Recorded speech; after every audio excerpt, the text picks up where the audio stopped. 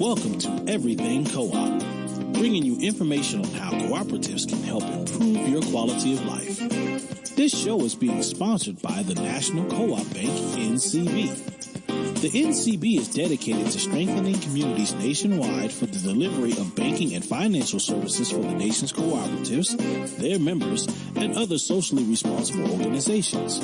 For more information on the power of community ownership, visit ncb.coop. That's ncb.coop.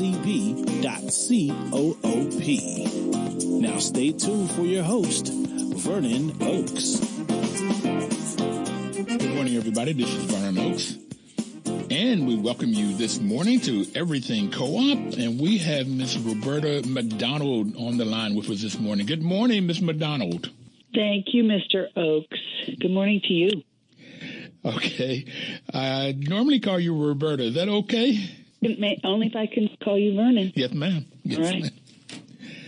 So I know you're in D.C. this morning, and you're with Cabot Creamery.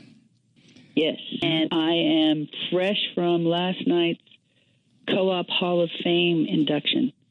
Having seen you there, I hope that's part of what we talk about today. Let's talk about it, because I had such a great time listening to those four great heroes, co-op heroes, and the whole day. Matter of fact, let's start with the 1:15, the impact session. Sure. Was at 1:30 yesterday, because Carla Ducker, when she spoke from DC Co-op, and she was talking about the credit unions. Yeah, yep. Yes, credit unions. I almost came to tears. I had to push them back because of what all that they have done, and her being an immigrant. They've only been here a short period of time. It's just phenomenal what can happen. The story of co-ops, particularly in urban areas, and what they've done, whether it's downtown Manhattan, Del Rios, Texas on the border, I certainly know in parts of Missouri, Oklahoma, credit unions have been these lights, if you will, of what real financial health has been and means. And yes, to see lives change, to know, as Dick Ensweiler was talking about, that people are coming out of the credit union and with money in their account, not in their pocket, and with the check cashing scammers, and about to be beaten up and their money taken because they didn't have any identification as immigrants or day workers, if you will, in Texas. I mean, I am so proud to even be aware of what credit unions and co-ops are. I think your radio show should be mandatory in business classes. Oh, thank you. Vernon, I thank every day for Chuck and what NCB has done. You're talking about Chuck Snyder, for everybody out there, the president of NCB. Yes. He's been, he's in the Hall of Fame, and he's like Martin Lowry and Rich LaRochelle. They're people that we recognize within the co-op community, but I wish the world understood that these people put their hearts on the line way before co-ops were cool. They're certainly becoming cooler now. But they put money and the reputations of their organizations on the line, whether it was NCB, National Cooperative Bank, or Land O'Lakes, or the National Rural Electric Association, and said, we can do better for our communities, and we are going to do better for our communities. And they did do better for their communities. Yes.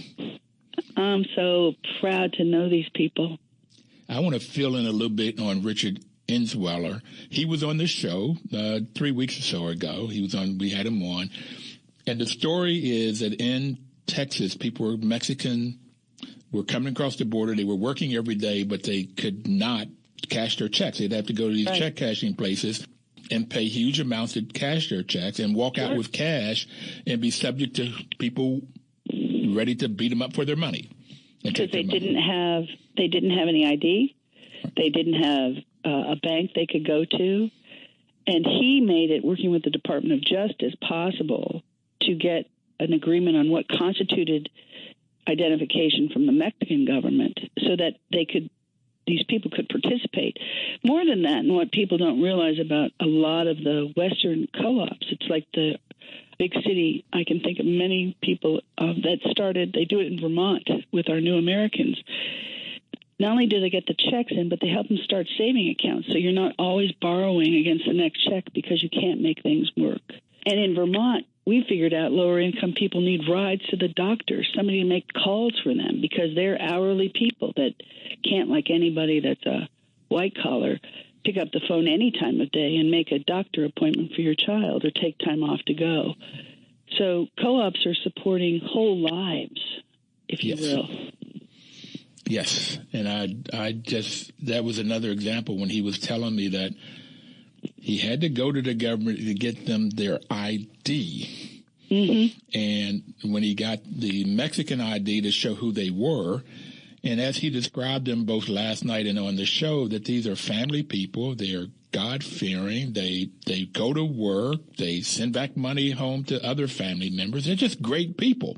And I said to him, that's a little bit different story from what I hear from some folks in the White House now. Don't give that any of your attention, all right? You say what? Don't give any of that any of your attention. Okay. I know that's what I'm saying. I think what's happening with co-ops, we expect this big visible sea change. We thought we had it made, co-ops as the future, when Enron failed, when the housing crisis came, when it wasn't the co-ops that went bankrupt, it wasn't the credit unions. We can't be bothered with these mean, horrible people. We do everything we can with everyone we know right in front of us, and it will ripple up. It will. We are building tides now. Michael Peck was on the radio program, and you just reminded me, I was talking about the trickle down from the taxes, and he said, he wants it to gusher up. Exactly. Okay. Exactly.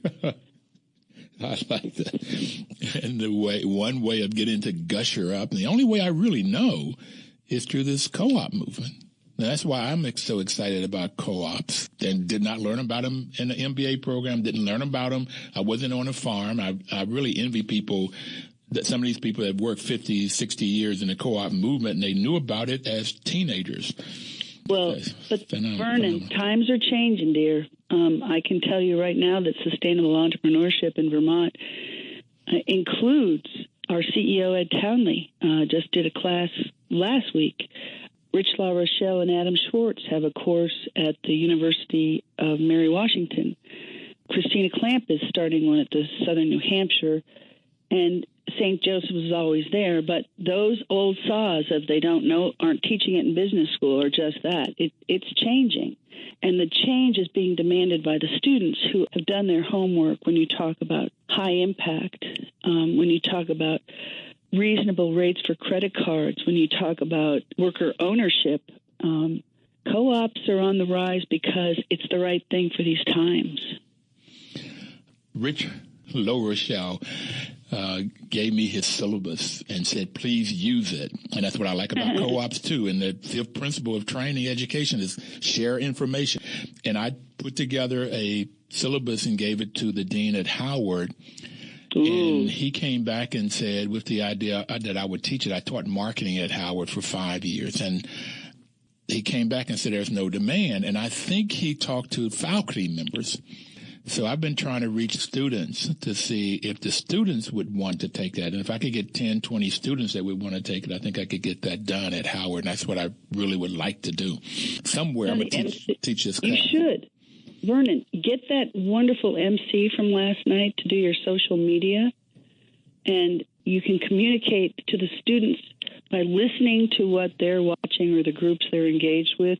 That's how we intersect to bring up the subject of cooperatives in the areas they're interested online. I'm telling you, very few people talk much anymore, and I love that you're a podcast because people can go back and hear your wisdom. But you're pretty much all we have anymore. There used to be a show. There was a Financial Minutes.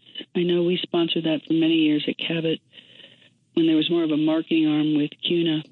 But you're pretty much it. You're the clarion call, if you will. But we've got to get all the youngins to be out there hashtagging Vernon Oakes or something to make sure people understand the options and put them on all our websites. I know we do at Cabot. We have a cooperative website, but I realize now I don't have a link to your program, and I should. I don't have a link to the Heroes page at CDI, but I should. So I'm going to go home and change that, because we do drive a lot of young people to our site because of our B Corp certification. So go to everything.coop. Okay. And that's what you can get. So it's our name of our show is Everything Co-op, and our webpage is everything.coop. And as Esteban Kelly said, the young man at MC, you don't use the www anymore, and he said that he thought he had to tell us old folk that. Well, wasn't it interesting? It was such a great split between us ancients and these young Turks. I mean, I don't remember a group, unless they were relatives, of such naturally young and beautiful, and beautiful. By beautiful, I mean the energy that was there last night. I'm pretty impressed how many, I think of Candace and Kaylee and, these wonderful people. And Vernon, I got to tell you a secret. I think, with Ann Reynolds coming into the Hall of Fame, which I think was she's had a remarkable contribution to co-ops in all kinds of ways. And I just think she's just such a great role model for so many women. And if you noticed, more and more credit unions are women directed. It's not sort of the white guy in the red tie, old school leadership.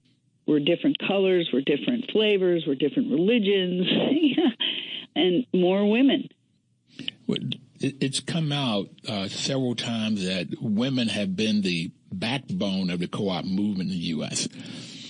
And in the white world, the women were the backbone and the white men were in charge. In the black world, women were both the backbone and you had a lot in charge, like Nanny Helen Burroughs right here in D.C., that the black women would come up to the front. So we're seeing more and more women in the front, and that's because they've been there, and that's been mostly, I don't know, if 70-80% of cooperators have been women. As members, you're saying, and now they're as members. I mean, even in some of the videos we saw, as the men's lives were shown, the number of women in the background, it's changed. They started being more women, more ethnicities. You can't tell religion by color, but that diversity was apparent in those pictures at the timelines. Yeah, we've got to take our first break, Roberta. Okay, we'll be right back. Everybody, please don't touch that dial.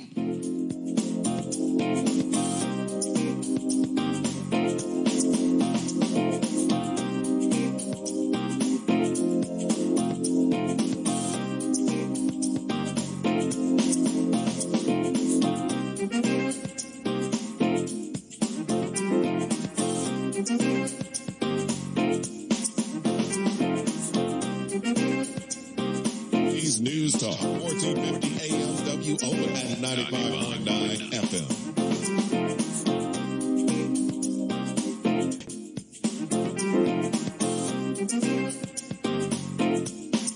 Welcome back, everybody. This is Vernon Oakes, and the program is Everything Cooperative, and we have Roberta MacDonald on the line with us this morning. Roberta has been in and around co-ops for quite a long time, and Roberta, I think you should be in the Hall of Fame, but that'll come. No. That'll come. Oh, yes. Vernon, no, and I'll tell you why. I went round and round with this with Liz Bailey, and Richie said it, our nominee, and who was inducted last night, Dr. Richard Stammer, who his interview with you was fabulous, by the way. I loved that one. I did, too. He was such upbeat and so much knowledge. Okay.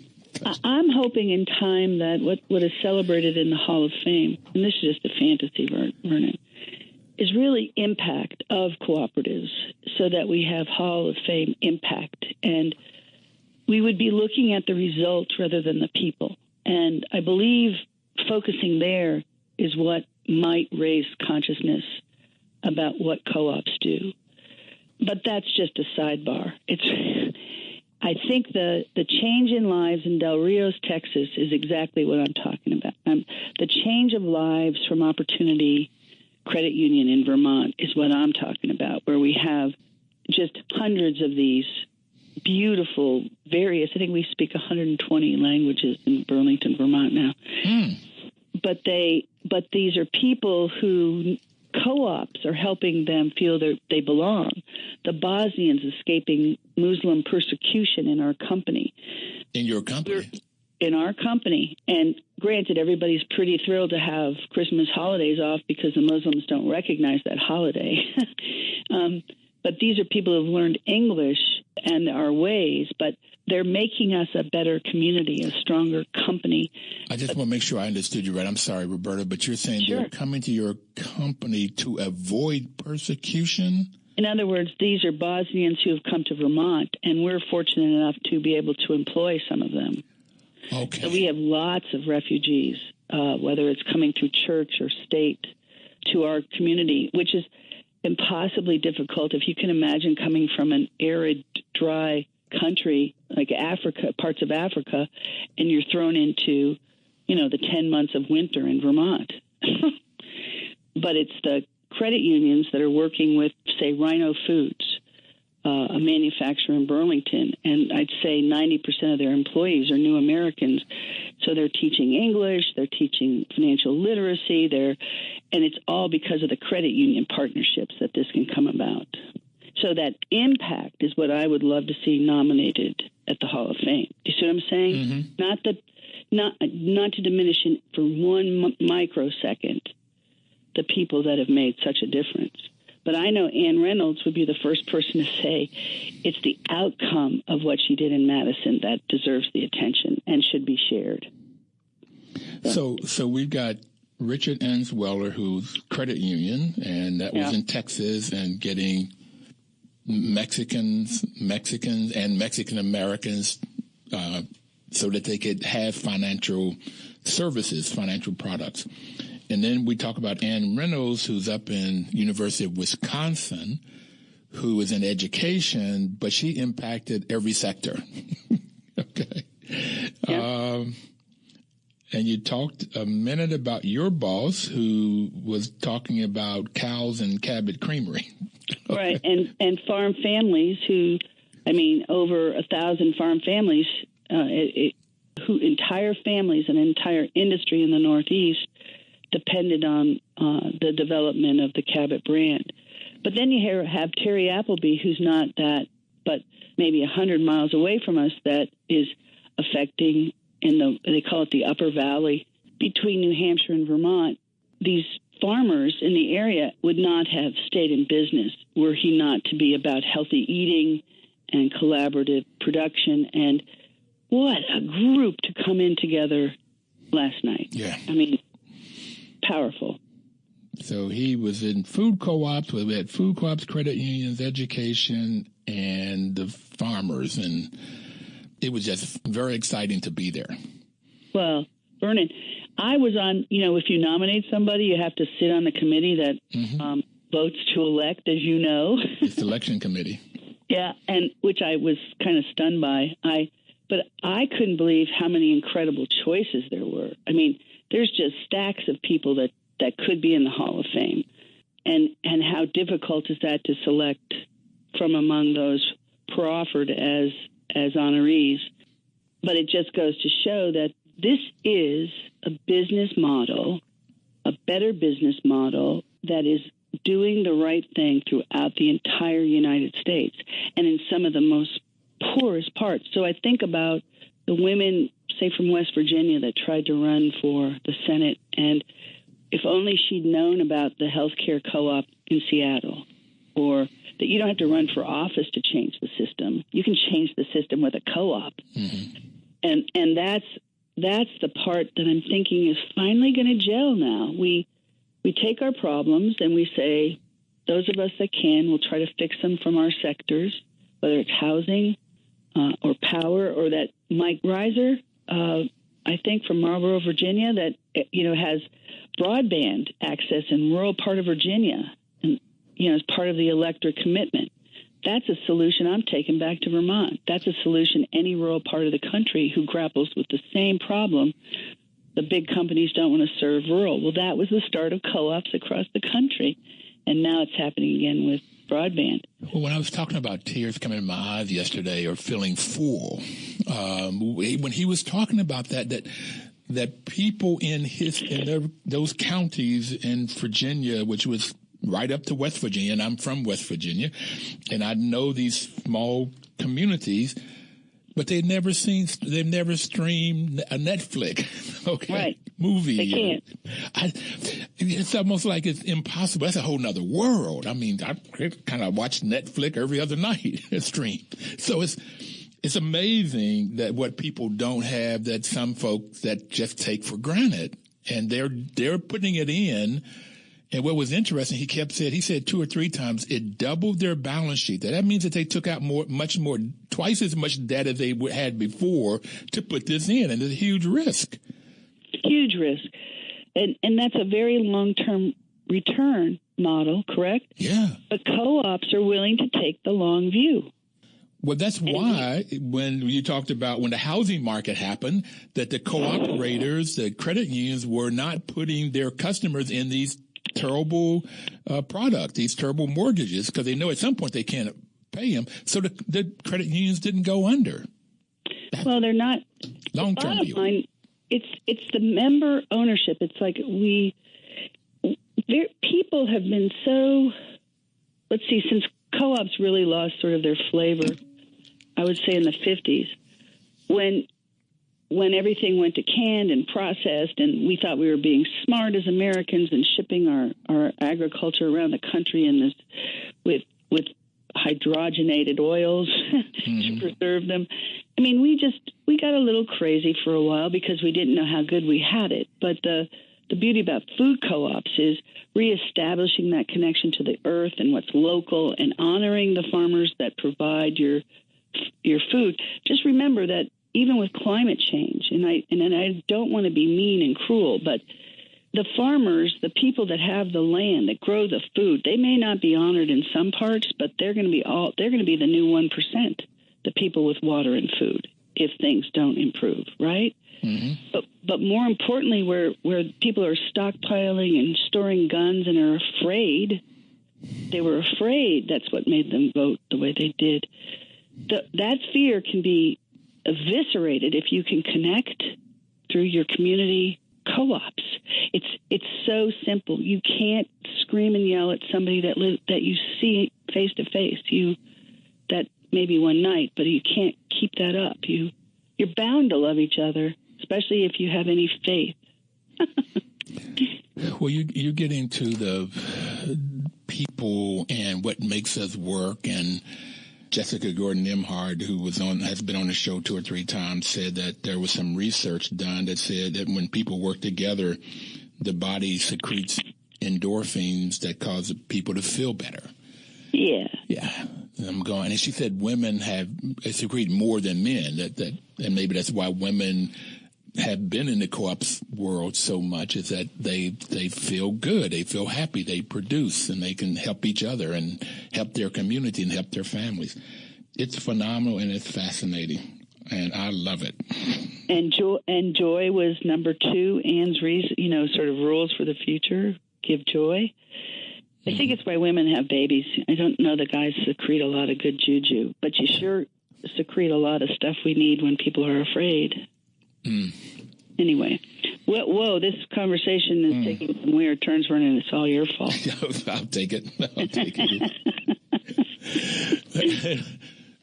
We're getting ready to take our second break, Roberta, and I just find this fascinating. And I want to come back after the break. You said that co-ops are doing the right thing, and in the 115, talking about the impact, the ABCs of co-ops. I'd like to come back after the break and talk about what causes co-ops to do the right thing. What about co-ops is the right thing?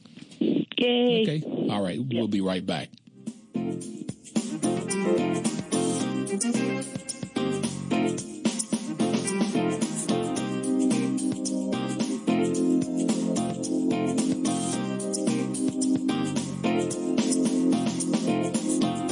Washington, D.C.'s News Talk, 1450 AM WO and 95.9 FM.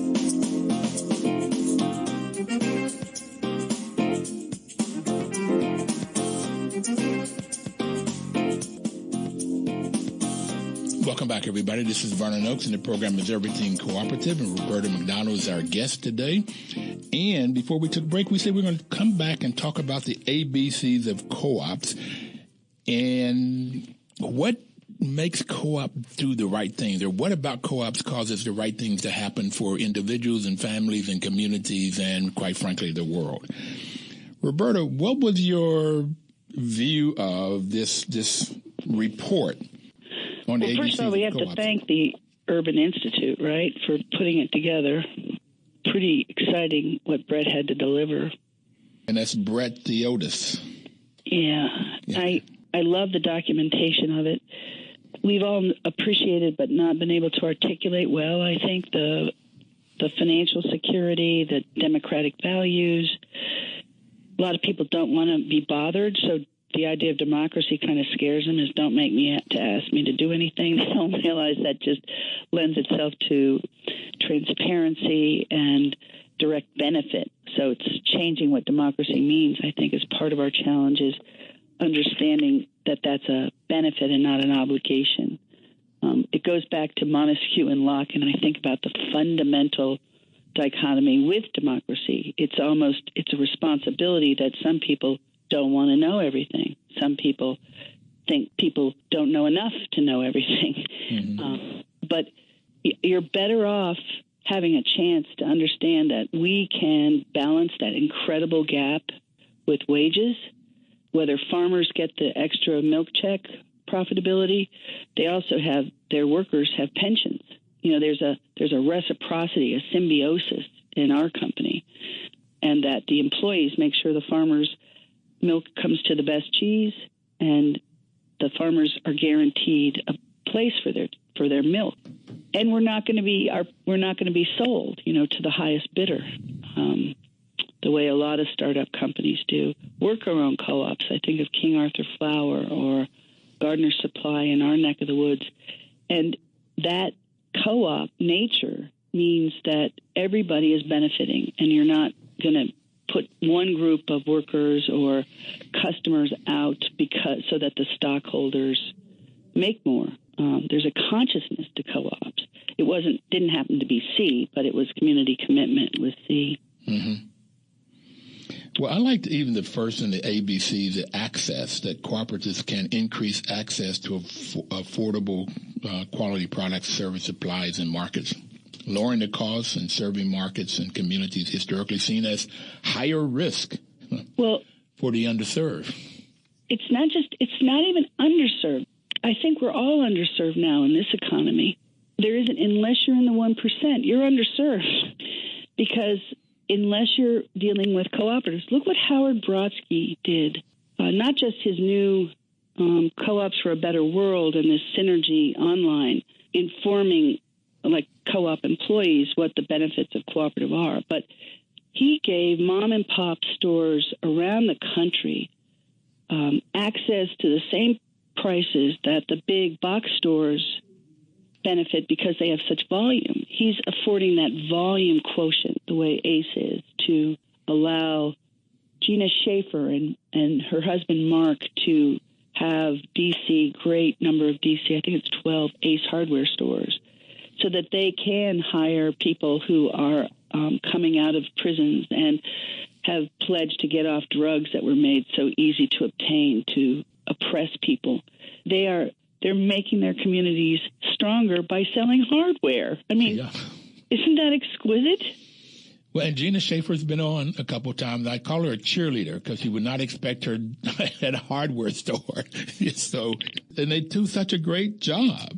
To me, Gina, and I think of Kaylee Howard's one-arm paper hanger for Co-ops for a Better World. These young women, to me, it's not just cheerleader. I think that's women cheer and men sort of just nod their heads affirmatively.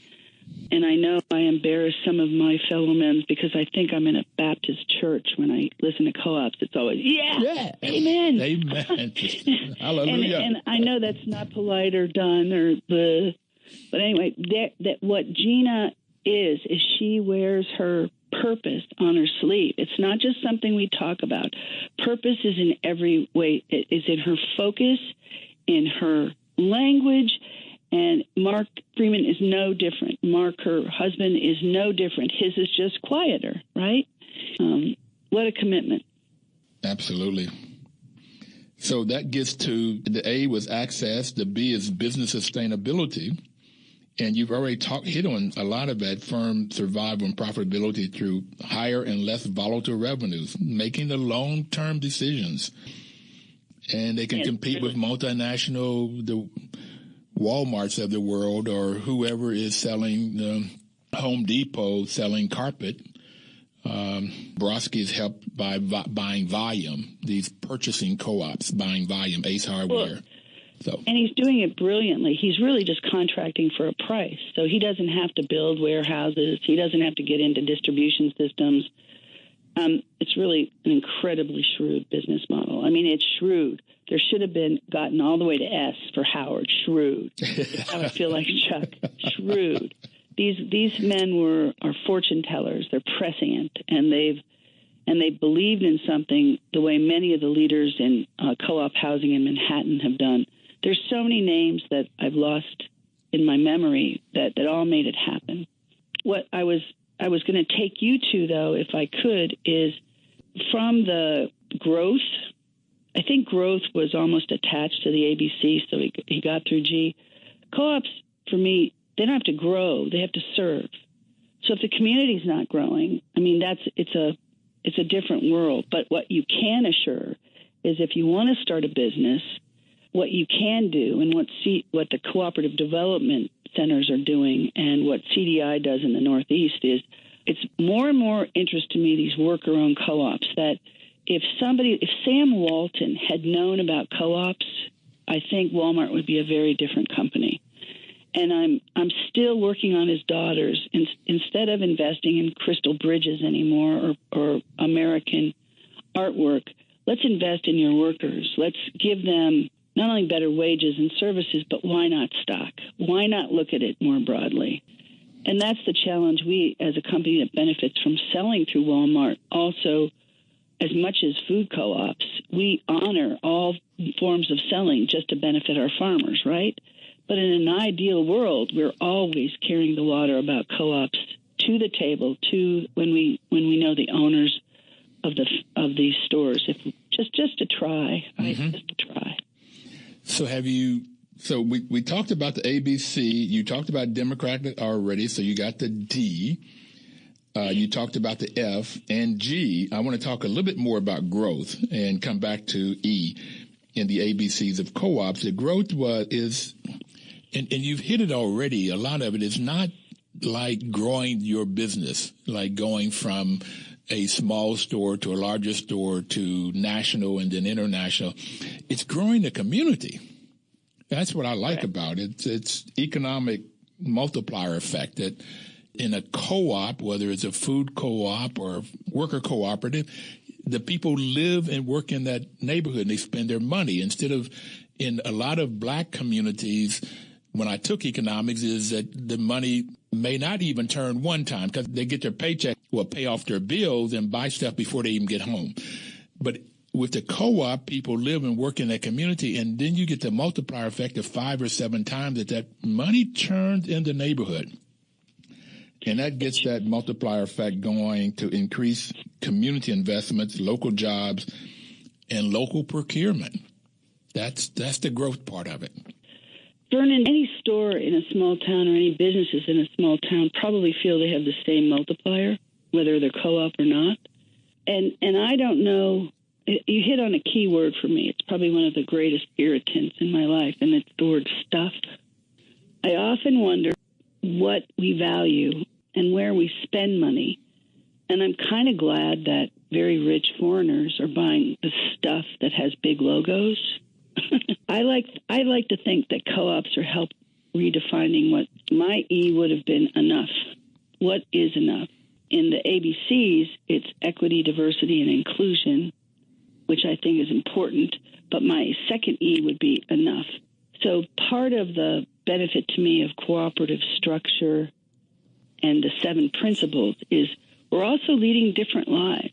If you look at the food co-op, it doesn't have every brand, and it's almost taking you down a good food lane, if you will. If you purchase from like a True Value or Ace Hardware, you're helping somebody right in that town, or one of Howard's Carpet Ones, or the Joe Bergeron in Vermont, all the credit unions in our state. They are actually allowing people to have enough, not just by savings, by better rates. And so in my heart, that E means enough on all kinds of levels, and not false acquisition of things, of stuff. Okay? Well, I want to come back and talk about that enough, but let's before that, the equity, diversity, and inclusion was the second reason I like co-ops, and that's the first principle, that it's open to everybody, regardless of race, regardless of religion or politics or gender. It just doesn't make any difference where you come from. That's why Richard Inswelder and them could work with the people in Mexico. It doesn't make any difference where people come from. Amen. Okay? It's the people. So it is people, right? Yeah. I thought that was our Constitution, but, what am I? What do I know? But no. And I used to be mad at politicians. A lot of politicians, I find, they get money from the wealthy, and therefore they make policies for the wealthy. And I say they're not for the people. And they are for people, but they're for the 1% people. And we need people in there that are going to be for the 99 or the bottom 50%. How do you get to the masses of people? But I like the co-op in this equity and diversity and inclusion, that minorities of whatever or low-income communities can join the co-op and have a voice and have a say and have leadership opportunities, that they can move up based on skill set and character, as opposed to your race or your politics or your religion. So, we can preach on co-op here. Okay, go ahead. Well, no. You're saying something that's even beyond co-ops, though. That's the equality, diversity, inclusion is either one of our biggest, greatest sins as a country. I think how we came to these shores, and how ironic it is that you can some people trace and value their lineage back to the Mayflower, which just cracks me up, whereas the ones that trace it back to the tribes they trampled aren't recognized. We've been built on really broken ground, and not trying to get too pithy at this point in time, Vernon.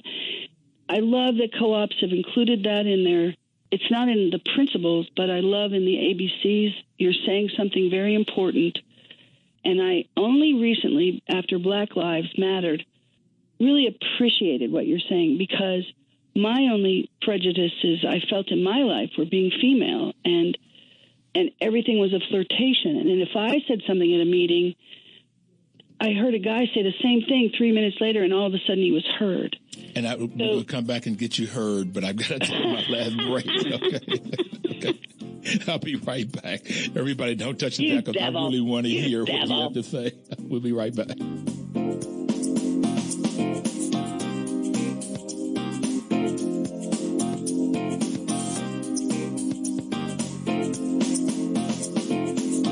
News Talk, 1450 AM WOS and 95.9 FM. Everybody, this is Vernon Oakes, and the program is Everything Cooperative. And Miss Roberta, you were talking about being a woman, and sometimes, and my wife would tell me this. We both work for Cummings Engine Company in Indiana, and she said that she would say something in a meeting, and nobody would hear her. And a guy would come back, in our case, white guy would come back and say the exact same thing, maybe even using the same words, and everybody go, yeah, that's a great idea. So, yeah. Yep. So your wife and I have something in common. I never let it bother me, but it did turn me into sort of a filterless person. In other words, I just learned to speak up louder and say, and I, unlike most women, said, I just said that. Didn't you hear me? Didn't you hear me? I'm sure I really appreciate your support, George, for repeating what I just said. But I would say it in a sort of a comic way. But that's so petty relative to equality. But it's really not petty. It's not. I feel petty. Well, here's why I say it's not, because being an African American in the United States, whenever racism showed up, whether it was not being heard or not getting the job or not getting the promotion or somebody calling you the N-word while you're driving, however it showed up, it affects the consciousness. It affects the person. And in some cases, if you went on the offense, too often people will go on the defense and they'll take it, and it robs them of their growth and having this self-worth and this confidence. That's a very important point, Vernon. I wish, you've got some gems that you lay down. I wish there was a way to embroider them on shirts, and that would be one of them. What I also want you to respect from my background is the only prejudice I ever witnessed or was subject to, besides this later in life woman thing at the board table, was I was raised all over different countries. My dad was in the Army. So the only prejudice I knew was I couldn't date the sergeant's son. I couldn't date the colonel's son. I could date captain's children. The military gives you a different sense. It's almost like somebody has to be oppressed in some form or another. It's more like the class system. You have to mingle within your class, whatever that class is. Exactly. And it felt, have you ever spent much time with Indian folks who are in business who escaped the caste system? I mean, we're nothing compared to there, where everybody actually looks the same, but for some reason, some are crawling on the ground eating dirt and others have gold. The world, why do we have to do that? Okay, so let's not go down that lane. Well, I got it before you change it a minute. I had a student at Howard that was from India, and she had to marry the persons her mom said she had to marry. And that was and she dealt with it, and we were close enough she would talk to me about it, and the fear, because also the fear if he got the wrong man, he could literally kill her. Okay, I mean, it was such a different world, and the stuff that people have to go through. And yet India has many co-ops, okay, Vernon, just so you... Yeah. And it has many people with many different kinds of things. And this is why I like the co-op world with this first principle and this E in this ABCs of equity, diversity, and inclusion. Vernon. Thank God NCB sponsors you. I'm so glad you can cover so many different subjects from such a poignant point of view. And I really hope that the ABCs, I hope next year the Institute takes it further and goes on past G. and I really am looking for, because everything that was in here is stuff that I've talked about on this show. I said, so it's nothing new to me. Are you proud? But to see it on paper was phenomenal. And then then talk about going and getting the examples and the case studies of looking at how it really affects, how the different co-ops affect us. And you're talking about Howard Brodsky and Housing Co-op and Cabot Creamery, all of these different things that we've done, taking people when they're having hardships. And taking them when they're happy. We can do so much more. The government is going to be able to afford less and less. Our capacity for compassion is diminished by just the meeting minimal needs. At some point, we're going to have to get a little more politically active, I think, and less passive about who's in charge, less straddling. But I think the young people will take us there. And I hope that everybody takes a vacation at another co-op. I keep hounding Cornelius at the Southern Federation of Cooperatives. Yeah. Going back to Ralph Page days, but where I think NCBA has been so fundamental in promoting just co-op development in the States, let alone internationally.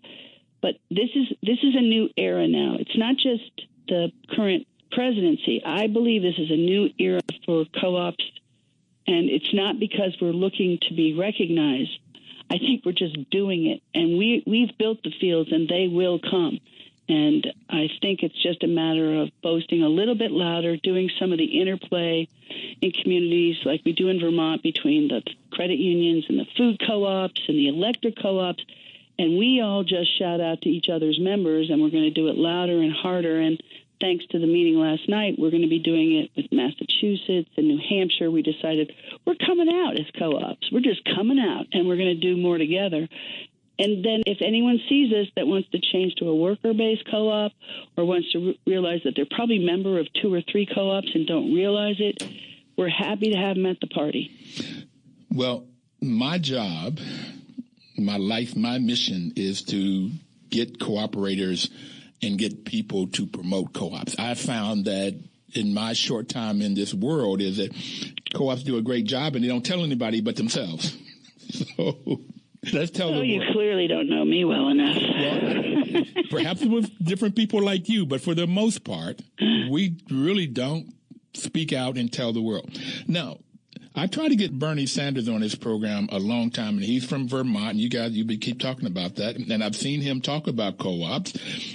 How do we get him talking about co-op? We, in our summit, and Deb Troika from Indiana, we brought governors in of all parties. I'm not giving Bernie any special spin here because, frankly, Peter Welch and Pat Leahy have been more aggressive about supporting co-ops.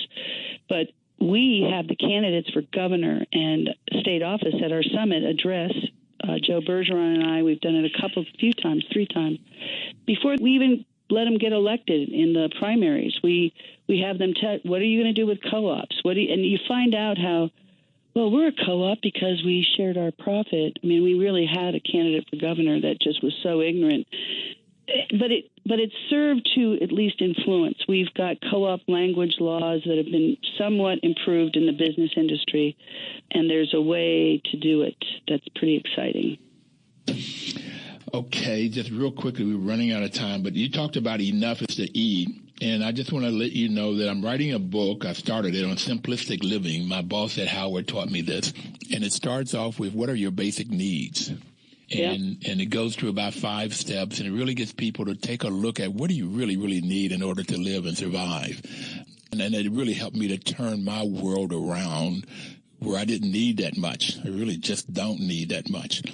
So I'm not always grabbing and trying to figure out how to get more. It's a phenomenon. So, yeah, enough. It's a good place, isn't it? Yeah. But, one of the great CUNA, and we have it on our website, is little kids' savings. We have a scout patch on this as well. You earn, and when you earn, whether it's allowance or whatever, and I do this myself, you save some, you spend on your needs, but then you make sure you give it away. So it's an old church principle of tithing. Now, I tithe for prisons and hospice. I'm an above-ground railroad operator, getting women coming out of prison with no friends, get them home to their families. And so you do what you do, and it's much more fun to spend money helping, frankly, than on another thing you got on sale. Yep. Okay? Yep. I wish we had more time to talk about your prison and hospice piece because I really like talking about getting co-ops in the prison and how they really helped in Puerto Rico and Italy. But there's a lot we can do, and I have family members in prison. I have nephews particularly. It's interesting that black men as opposed to black women, they're really after. I have 3 nephews in jail, 2 in jail right now, the third one within a lot, and I have 3 great nephews. This whole prison conversation and what we could do with co-ops in the prison.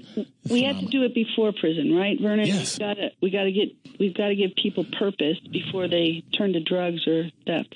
We have so much we need that I think of Roosevelt and work programs. If we have an infrastructure that's collapsing, let's put people to work to repair what we need.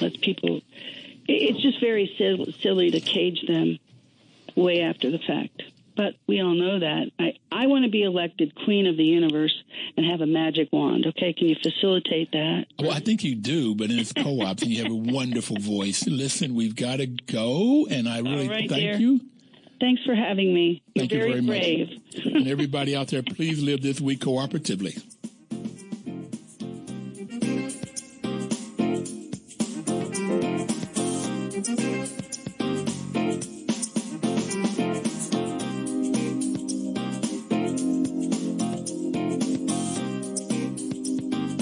Washington, D.C.'s News Talk, 1450 AM WOL and 95.9 FM.